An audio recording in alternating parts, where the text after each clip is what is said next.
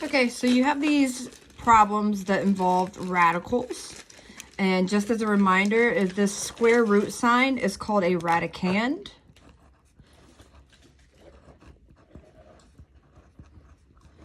Okay, and so when you have radicands, you have special operations. And so the first thing that I'm going to remind you of is Amps Doctor.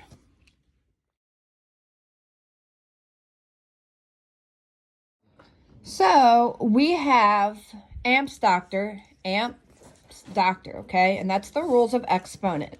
And so we know when we're dealing with exponents that have, like, let's say 9 to the first plus 9 to the second, we can't do anything but just take 9 plus 81.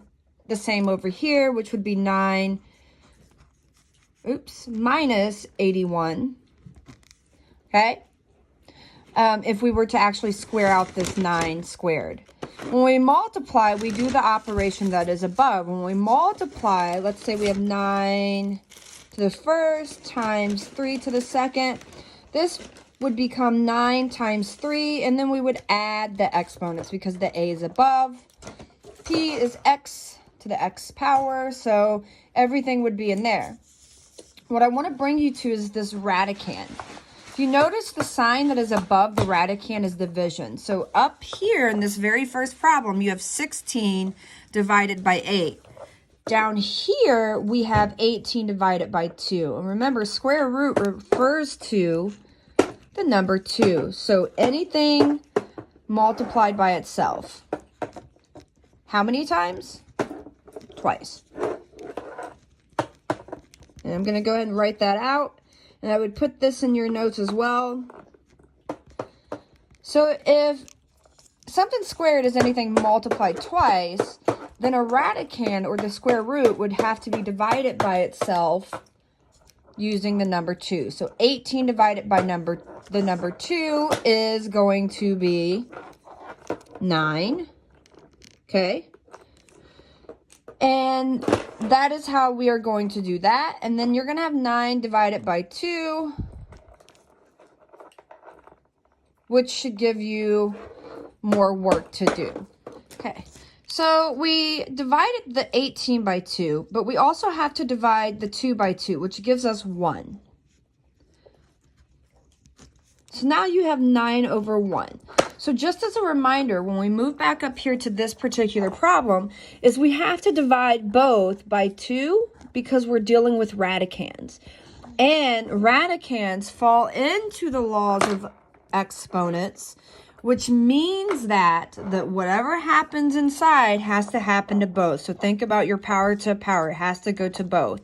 So this is going to end up giving us the square root of 8. We'll come back to that in a second. But this is going to end up giving us 4 divided by, 8 divided by 4, which is going to give us more division, which is going to be 2, okay?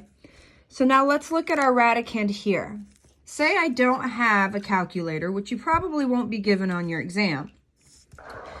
I have to start using numbers that I know that are perfect squares. So for instance, 2 times 2 equals 4, so that's a perfect square.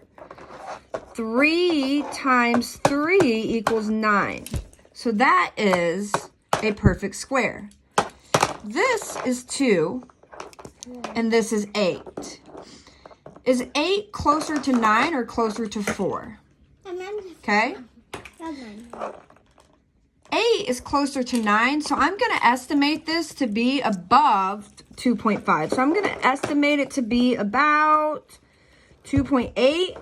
So regardless of using a calculator or not, I know that 8 is closer to 9, and this is just a solid 2. So I'm going to say that the square root of 8 is greater than the square root of 16/8.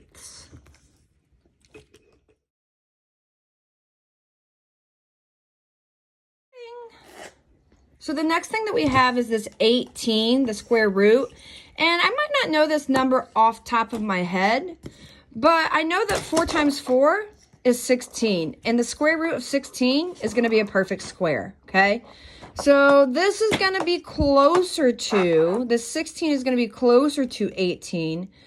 So I'm probably going to be, if I took 5 times 5, that gives me 25. So I'm going to be closer to the 4 than I am the 5. So I'm going to estimate this around 4 point something, okay?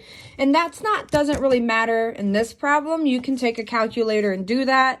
Just know that when we're estimating, I would put this closer to 4 than to 5 because of the number difference. But if you look over here, you have the square root of 36.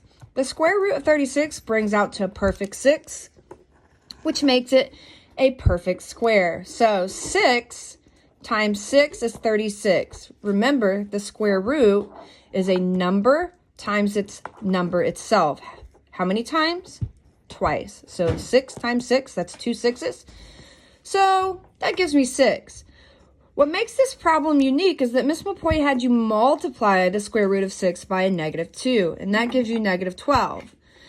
We don't really need to know the value over here because we know that it's going to be a positive 16 at least, or excuse me, a positive 4.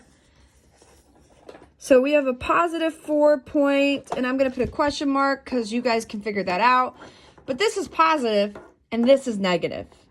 So automatically we know that the 4 is going to be greater here, okay? Finally, we have these, what I like to call the numbers of 11. So like 2 times 2 would be, or excuse me, 2 times 11 would be 22, 3 times 11 would be 33, 4 times 11 would be 44, and so forth. What I love about 11s is that it's easy to remember that the square root of anything in the 11s is always going to be that first number with a decimal and the second number.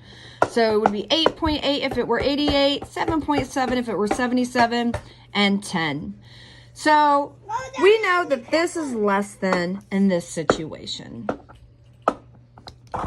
Hit me up. Let me know if you have questions.